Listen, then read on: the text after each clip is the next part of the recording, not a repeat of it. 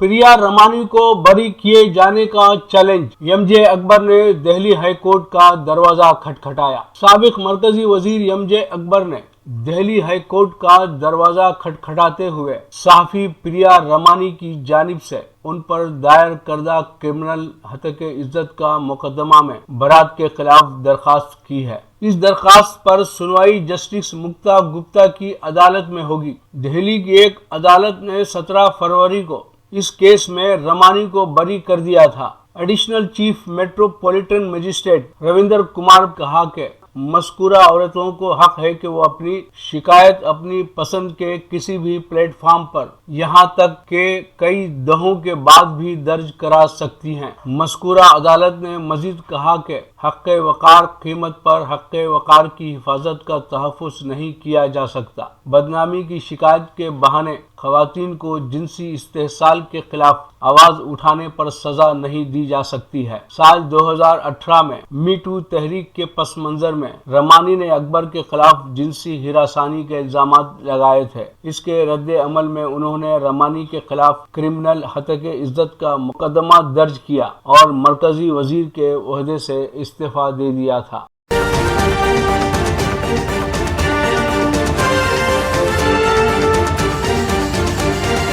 America में पहली मर्तबा ख्वाजा सरा डॉक्टर के अहम ओहदे पर तैनात। अमेरिकी सेनेट ने रियासत पेंसिल्वेनिया की साबिक सेक्रेटरी सेहत डॉक्टर रिचल लेविन की बतौर असिस्टेंट सेक्रेटरी सेहत नामजदगी की तौसीक कर दी। वो इस वफाकी ओहदे पर तैनात होने वाली पहली ख्वाजा सरा हैं। सदर जो बाइडेन ने लेविन को जनवरी में इस ओहदे के लिए नामजद किया था। वोटिंग में सेनेट ने 48 के मुकाबले में 52 वोटों से उनकी नामजदगी की तौसीक की। बाइडेन ने लेविन को इस ओहदे के लिए तजुर्बाकार और मौजू करार दिया था। जो बाइडेन ने कहा था कि लेविन नस्ली तासुब, रंग, जिन्स, माजूरी और मजहब को बालाए ताक रखकर लोगों को इस आलमगीर वबा से बचाने के लिए अपना तजुर्बा बरोए कार लाएंगी। हिज़्ब इख्तिलाफ की जमात रिपब्लिकन पार्टी की सेनेटर्स लेजा मर्कोसी और सुसान कोलिंस ने भी लेविन के हक में वोट दिया। रिचल लेविन साल 2017 से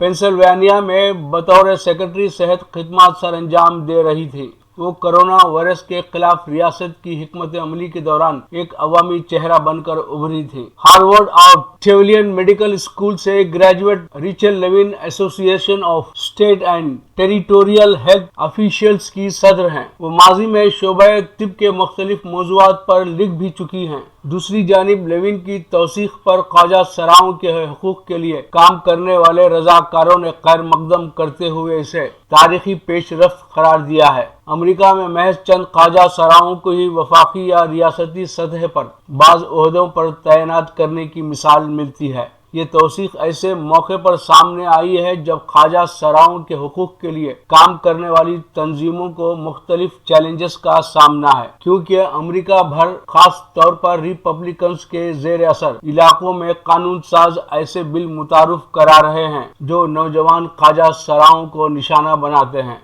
इसी नौयत का एक बिल कम से कम 25 रियासतों में पेश किया गया था, जिनमें ख्वाजा सरा एथलीट्स के ख्वातीन की स्पोर्ट्स टीम में खेलने या ख्वातीन से मुकाबलों में हिस्सा लेने पर पाबंदी का बिल भी शामिल है। रियासत मिसिसिपी ने भी हाल ही में इसी नौयत के एक बिल की मंजूरी दी है, जो रवा साल जून से नाफिजुल अमल होगा।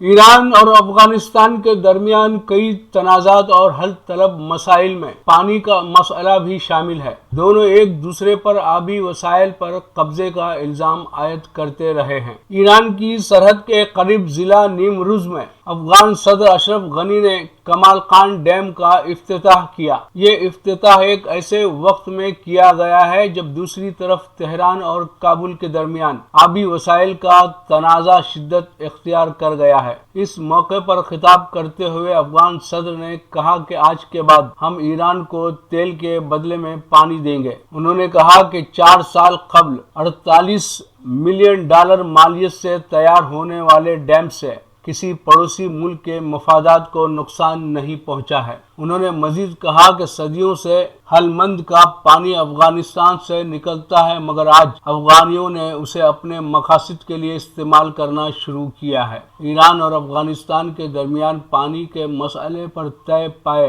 معاہدے کے تحت ہم اس پانی کو استعمال کرنے کا حق رکھتے ہیں۔ خیال رہے کہ ایران اور افغانستان کے درمیان کئی دریاؤں کے پانی پر دعوے کیے جاتے ہیں۔ ایران سے نکلنے والے متعدد دریا عراق میں گرتے ہیں۔ یہی وجہ ہے کہ تہران اور بغداد کے درمیان بھی تنازع موجود ہے۔ اسی طرح افغانستان سے پھوٹنے والے دریا ایران میں گرتے ہیں اور ان دونوں پڑوسی ملکوں کے درمیان بھی تنازعات ہیں۔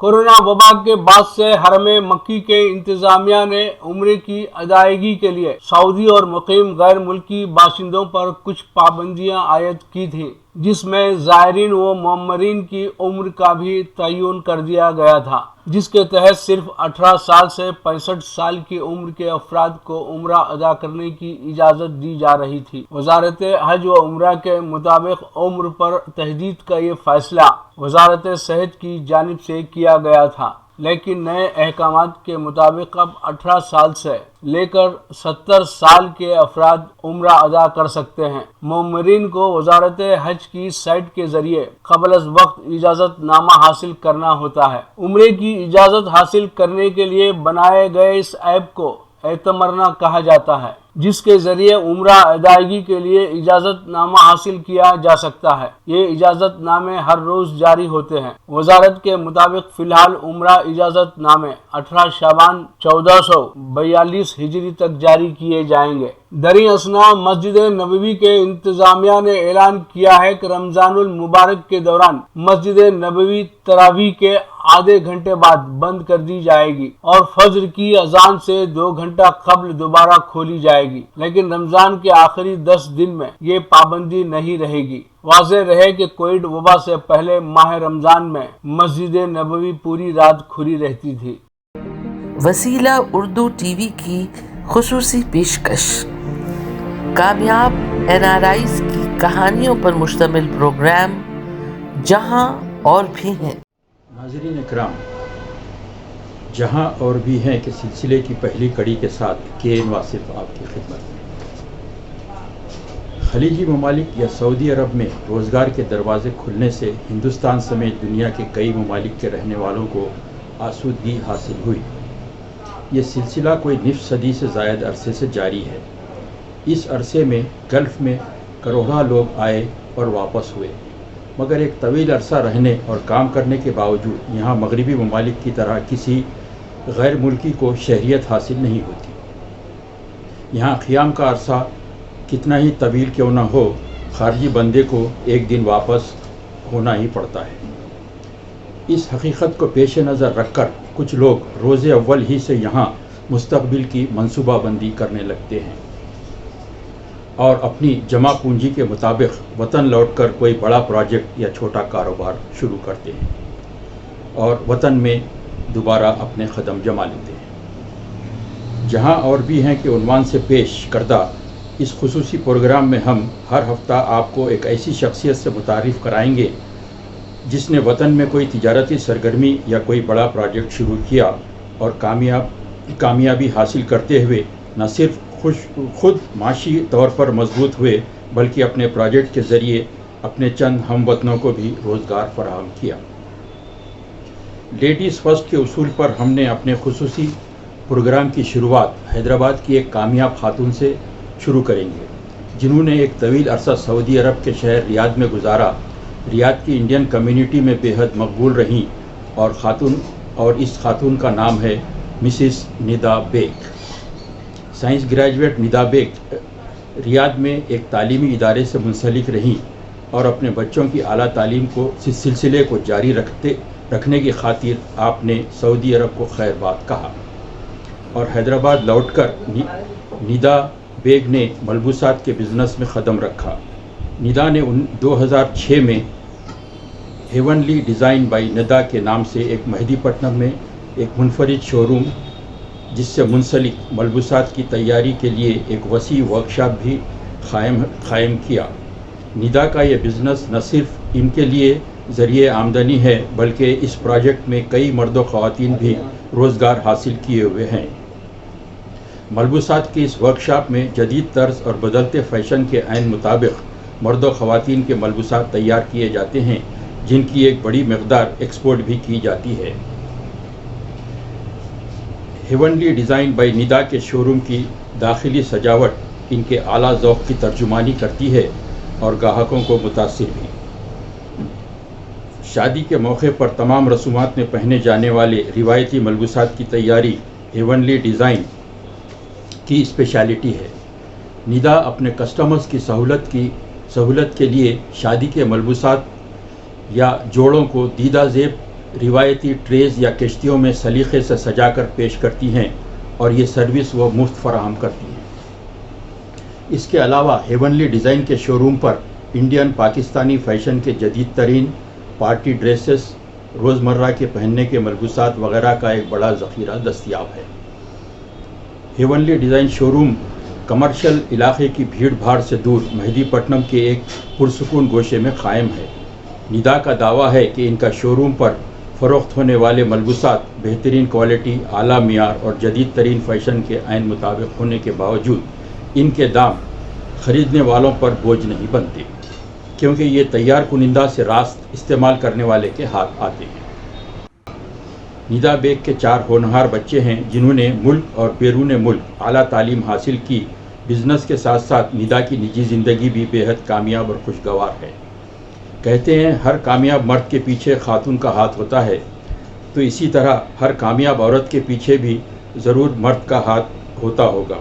ندا بیگ کی کامیابی کے پیچھے بھی ان کے شوہر مرزا مجید بیگ نوید جیسی متحرک شخصیت کار فرما ہے۔ نوید بیگ سعودی عرب میں اب بھی ایک معروف ٹریول ایجنسی کے سیلز مینیجر ہیں۔ وہ 30 سال سے زائد عرصے سے سعودی عرب میں مقیم ہیں اور ریاض کی سماجی حلقوں میں ایک معروف شخصیت مانے جاتے ہیں۔ شکریہ۔ وسیلہ اردو ٹی وی کی خصوصی پیشکش، کامیاب NRIs کی کہانیوں پر مشتمل پروگرام جہاں اور بھی ہیں۔